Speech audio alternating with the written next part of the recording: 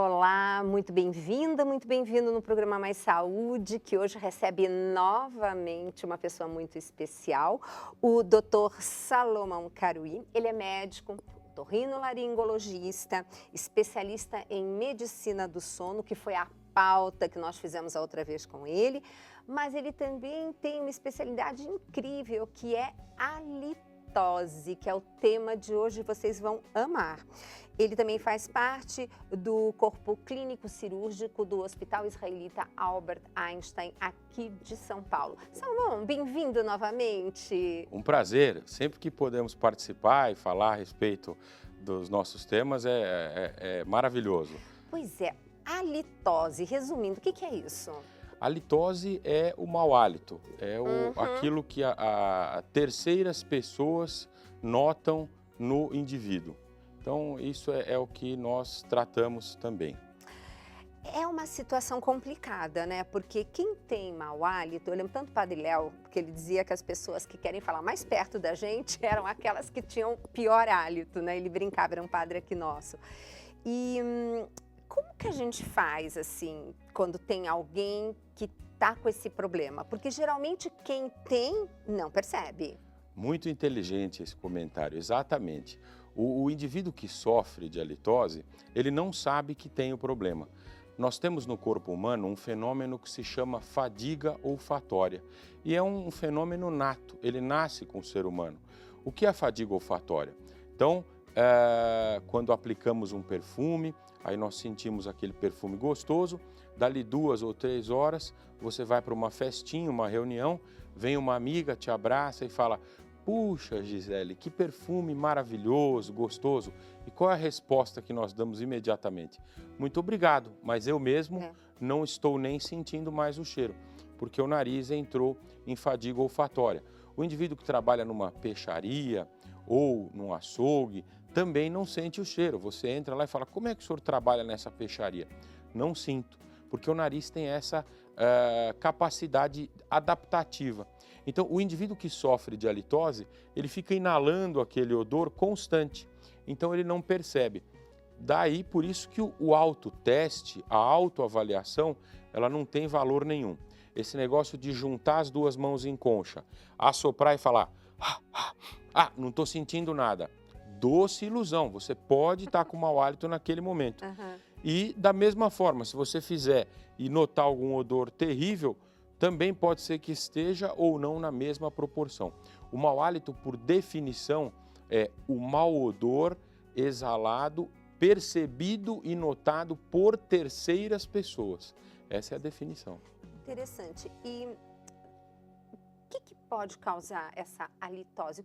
Quais as razões para uma pessoa ter mau hálito? Logo que começamos os nossos trabalhos, os pacientes me procuravam como procuram a todos os otorrinos do Brasil e do mundo, com uma história muito parecida. "Doutor, a minha esposa, o meu namorado, o meu amigo, meu irmão, o meu professor queixou-se que eu tinha mau hálito." E aí falou: "Olha, deve ser algum problema gástrico." Fui no gastroenterologista, ele pediu uma endoscopia. Ou detectou uma gastrite erosiva grau leve, ou uma infecção por H. pylori, ou um refluxo. Tomei os medicamentos, tratei, depois de um mês voltei para casa, a mesma mãe, o mesmo namorado, o mesmo marido. Olha, o mau hálito persiste. Então, se não é nada na parte digestiva, vá procurar um dentista. Fui no dentista, fiz limpeza de tártaro, troquei obturação, fiz troca de canal dentário e terminei o tratamento. Passei 6 meses, fiz até um clareamento, doutor. Voltou para casa, da mesma forma, olha, o mau hálito persiste. Então, se não é nada na parte digestiva e não é nada na parte odontológica, então vamos procurar um otorrino, porque deve ser dessa região entre o nariz e a boca. E aí o paciente vinha me procurar. "Bom, doutor, como vamos fazer?" E eu examinava o que todos os otorrinos no Brasil e no mundo examinam: ouvido, nariz e garganta. E nada era detectado. Aí o paciente voltava no gastro, o gastro falava: "Olha, aqui não tem mais nada para você." Voltava no dentista, o dentista examinava: "Aqui não tem nada." E aí o paciente voltava comigo. Isso passou a me incomodar. E aí eu não identificava literatura médica adequada, artigos científicos para tratar a halitose. E aí, então, que nós começamos. Respondendo à sua pergunta, nós investigamos 24 especialidades médicas. Em todas as especialidades médicas, dermatologia, nefrologia, hepatologia, endocrinologia, em cada uma delas tem 1, 2, 3, 5 doenças que tem como primeira manifestação a halitose. Chegamos ao número de 97 possíveis doenças. Nossa. Então existem 97 causas em que o paciente desconhece e ele está exalando o odor constantemente. E precisa ser avisado, porque isso atrapalha em todas as esferas, né? Eu costumo dizer que é uma questão de saúde pública, porque se pensarmos, quem nunca teve um professor, um namorado, um amigo, uma amiga com halitose e nunca falamos a respeito, é difícil ter coragem. Manter um relacionamento com uma pessoa que tem halitose é difícil, um colega de emprego, uma entrevista de emprego. Então, 2 candidatos tiram nota 10, têm perfeita avaliação, pontualidade, e aí o entrevistador, na última etapa, descobre que um deles tem halitose e o outro não. Acaba sendo um critério de desempate. Executivos em reuniões que deixam de emitir opiniões, um vendedor, um leiloeiro, um radialista. Então, é um problema presente que a Organização Mundial de Saúde diz que gira em torno de 39%, quase 40% da população mundial e pouco se fala a respeito. É bastante, não? Muito. Doutor Salomão, na sua especialidade, assim, na sua clínica, no seu dia a dia, o que é mais, assim, causa de mau hálito? Onde o senhor encontra isso com mais facilidade? É importante deixar claro que alguns procedimentos eles fazem parte da rotina. E se mesmo assim você tem tomado estes cuidados, aí apresenta-se a halitose, então é necessário pesquisar. Então, a alimentação adequada, ela deve existir. Se o indivíduo não tem uma alimentação adequada, é uma das causas fundamentais. Então, tem que quebrar o jejum de 3 em 3 horas. A ingestão hídrica, é necessário tomar líquido adequadamente ao longo do dia.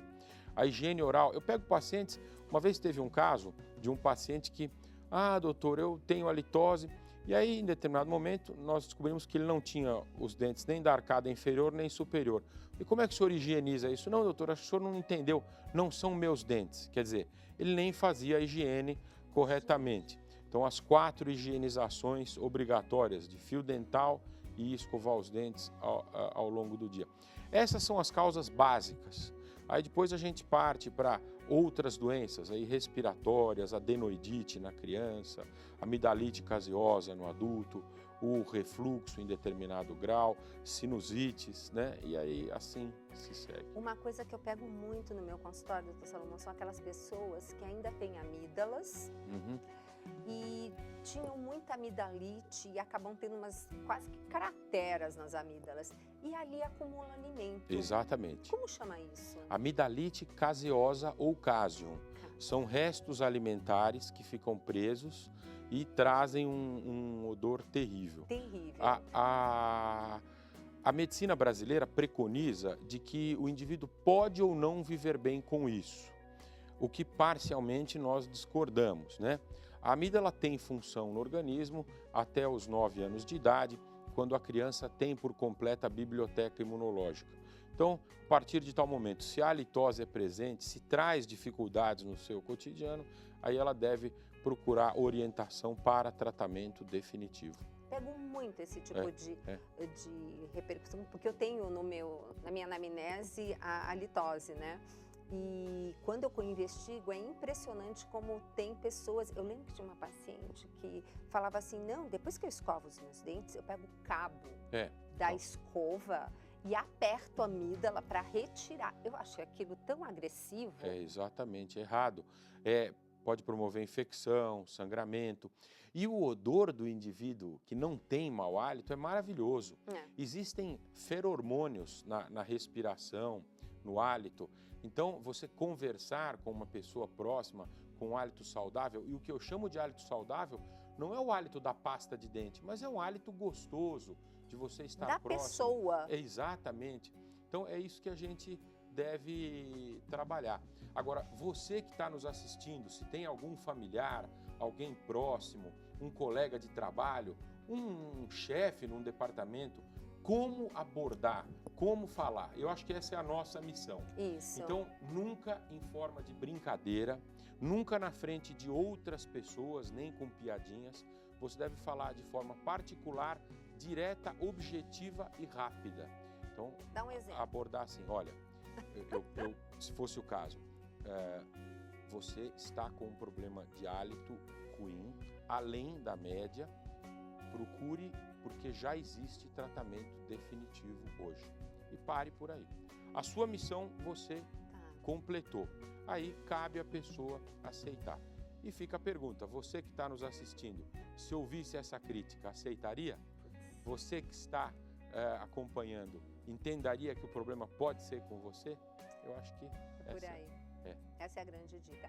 Bom, nós vamos para um rápido intervalo, que como você sabe não é propaganda, nós voltamos já com esse tema incrível que eu queria muito trazer para você, porque ainda tem muita coisa para a gente falar, né, doutor Salomão? Já a gente volta.